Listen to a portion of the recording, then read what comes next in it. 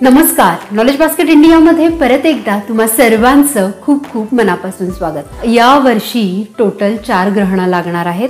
त्यातली 2 सूर्यग्रहण आहे आणि 2 चंद्रग्रहण आहे आणि यापैकी फक्त एकच ग्रहण भारतामध्ये दिसणार आहे। भारतामध्ये ते लागू होणार आहे, मान्य होणार आहे।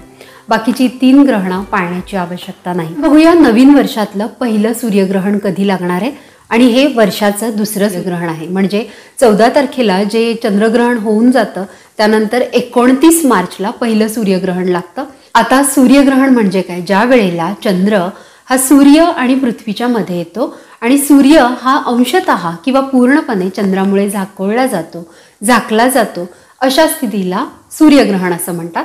सूर्यग्रहण धार्मिकदृष्ट्या जास्त याला मान्यता असते।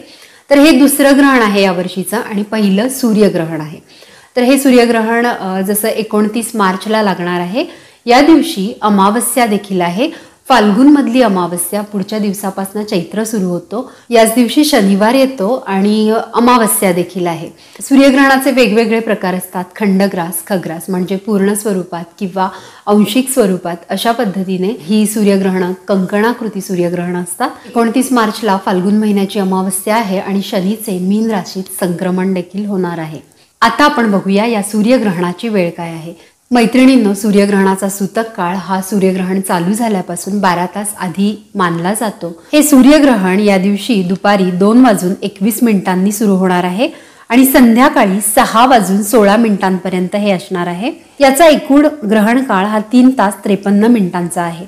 आता आपण बघूया हे ग्रहण कुठून दिसणार आहे। 29 मार्चचं हे सूर्यग्रहण, पहिलं सूर्यग्रहण विशेष रूपाने Bermuda, Barbados, Denmark, Austria, Belgium, उत्तरी Brazil, Finland, Germany, France, Hungary, Ireland, Morocco, Greenland, कॅनडाचा पूर्व भाग, लिथुआनिया, हॉलंड, पोर्तुगाल, उत्तरी रूस, Spain, Suriname, Sweden, Poland, Norway, Ukraine, Switzerland, England आणि अमेरिकेचा पूर्व भाग इत्यादी देशांमध्ये हे सूर्यग्रहण दिसणार आहे। भारतामधून हे सूर्यग्रहण दिसणार नाहीये। त्यामुळे गर्भवतींनी आणि इतर कुणी घाबरायची आवश्यकता नाही, कारण धार्मिक दृष्ट्या देखील ज्योतिषशास्त्राप्रमाणे हे सूर्यग्रहण आपल्याला पाळायचं नाहीये। त्यामुळे हे सूर्यग्रहण देखील भारतामध्ये मान्य होणार नाहीये। जस्ट रिलॅक्स राहा आणि या सूर्यग्रहणाची देखील काळजी करू नका। या ग्रहणाचा सूतक काळ भारतामध्ये मान्य होणार नाही। मैत्रिणींनो, ग्रहण ही एक खगोलीय घटना आहे। या ग्रहणाच्या वेळा या मी तुमच्या माहितीसाठी दिलेल्या आहेत। या ग्रहणाच्या वेळा बघून आपल्याला घाबरून जायचं कारण नाहीये आणि हे ग्रहण पाळावं की नाही पाळावं ही प्रत्येकाची ही वैयक्तिक बाब आहे। तरी सुद्धा आपल्या भारतीय संस्कृतीवर ग्रहणाचा फार मोठा पगडा आहे आणि मोठ्यांनी आपल्यावर तसे संस्कार केलेले आहेत। म्हणून फक्त मोठ्यांचं ऐकल्याचं आपल्याला समाधान मिळावं, कुठलीही शंका कुशंका मनात राहू नये यासाठी ग्रहण कालावधीत तुम्ही धार्मिक पठण पाठन, हनुमान चालीसा, गणपती स्तोत्र, अथर्वशीर्ष अशा गोष्टी म्हणू शकता आणि काही गोष्टी शक्य असतील तितक्या पाळू शकता।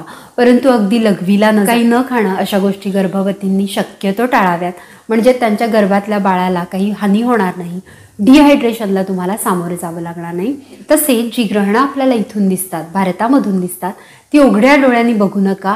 त्यासाठी वेगळे चष्मे उपलब्ध असतात। ते प्रोफेशनल चष्मे घालूनच तुम्ही हे ग्रहण बघा। आय होप ही माहिती तुम्हाला खूप आवडली असेल, महत्त्वपूर्ण वाटली असेल आणि ही माहिती युजफुल वाटली असेल तर जास्तीत जास्त मित्रमैत्रिणींबरोबर, नातेवाईकांबरोबर, गर्भवतींबरोबर ही माहिती शेअर करा आणि अशा छान छान व्हिडिओजसाठी नॉलेज बास्केट इंडियाला सबस्क्राईब करा। थँक्यू।